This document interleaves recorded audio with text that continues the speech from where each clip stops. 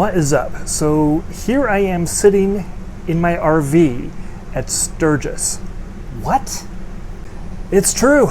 South Dakota Tourism invited me to come to Sturgis, check it out, write all about it, and make silly videos. So that's what you're going to get while I'm here at Sturgis. Hold the phone. Okay, that was my intention for Bike Week, but due to some major technology fails, there are a lot of things I did not get to video while I was at Sturgis. Not happy about that. I am so not happy about that. I am changing my entire helmet camera setup before I do any more moto vlogging. So I did get some footage while I was out there, so I'm going to share with you what I've got. There is some really good stuff in there, but I'm going to have to jump in and narrate it like a classic Doctor Who episode where they don't have all the original episodes and have to kind of narrate as you go along to fill in the gaps. It's going to be kind of like that, except not as cool, or classic, or black and white, or time travel, or anything like a Doctor Who episode. I am staying at the Buffalo Chip, which is pretty much the de facto hub of the Sturgis Rally. It's where all the concerts take place, it's where many of the events happen. But I just flew in today, and I've got everything lined up, and wait till you see what I got for a bike. Lincoln MKZ. No, just kidding. That's the rental. This is what we're interested in. Indian Springfield Dark Horse. Huge thanks to Indian for hooking me up with this to ride for the week. From there, I went to the amphitheater, where the concerts were going to be that night, as well as some food, including some of the best tacos I've had in a long time. I got there while the Gambler mini bike races were going on, which were hilarious to watch. I didn't arrive in Sturgis before the American flat track race. I'm a little bummed about that because I really would have enjoyed seeing that, but seeing the mini bikes run on exactly the same track as the pros did was just hilarious.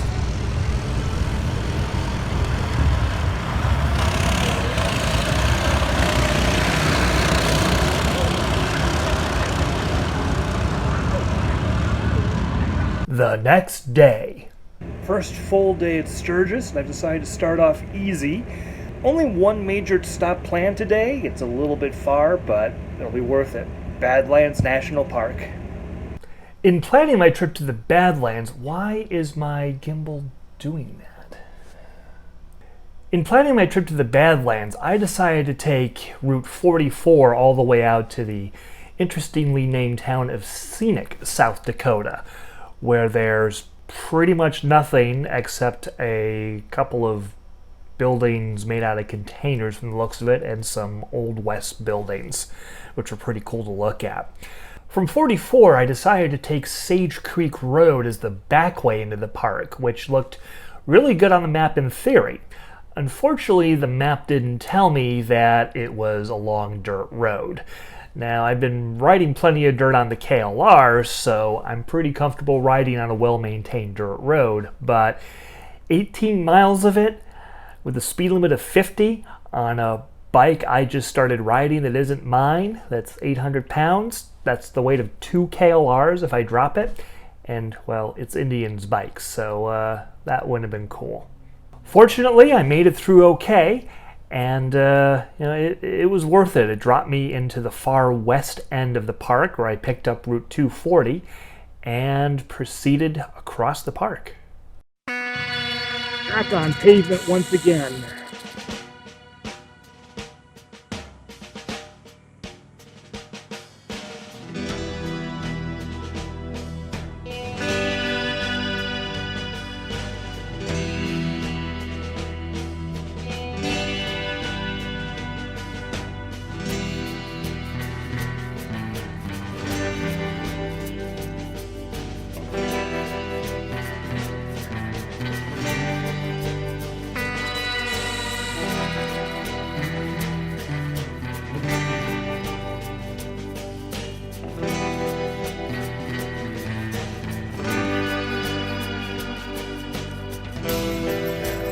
The loose stick.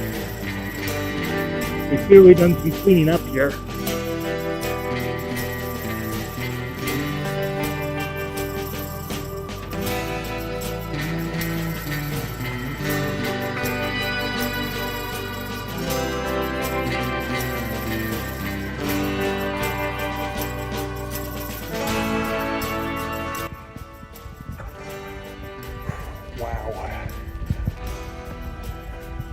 Buzz Aldrin called the moon magnificent desolation. Well, this isn't the moon, but I can kind of see sort of what he was getting at. This is, I mean, look at it.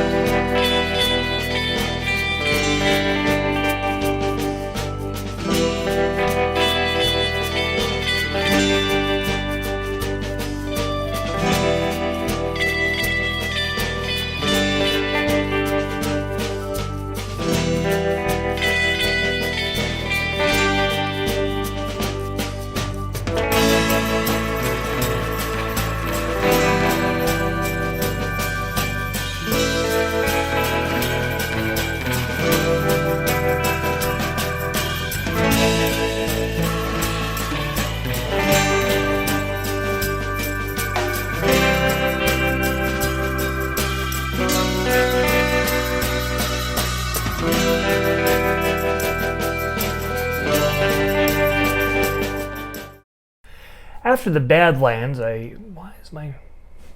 what I mean about technology fails, even my gimbal is, I mean, it's holding the camera steady, but it's not keeping it straight. After the Badlands, right as you get onto I-90, I ran across the Minuteman Missile Visitor Center, of all things. South Dakota was the site of many of the Minuteman nuclear ICBMs during the Cold War. It was the first time I've ever been to a museum about a historical event that I personally lived through, so that makes me feel nice and old. Then I got on I-90 and began the long haul back to Sturgis to find that an 80-mile-an-hour speed limit and a nice Indian with no wind protection whatsoever, well, the bike handled it perfectly. It had plenty of power, plenty of torque, plenty of oomph. It's just that I was hanging on for dear life. I ended up setting the cruise control at 75 and just hanging on for dear life. About halfway back, I bailed off in the town of Wall, South Dakota to hit the famous Wall Drug. The billboards they've got along the highway give south of the border a run for its money. I picked up a couple of things there, some earplugs, a replacement iPhone cable for the one that had died during the day, and I had the best buffalo burger I have ever had in my life. I highly recommend it. Then from there, it was back to the Chip. Then it was back to the amphitheater for that night's concert, Disturbed Dee Snider, which was pretty awesome.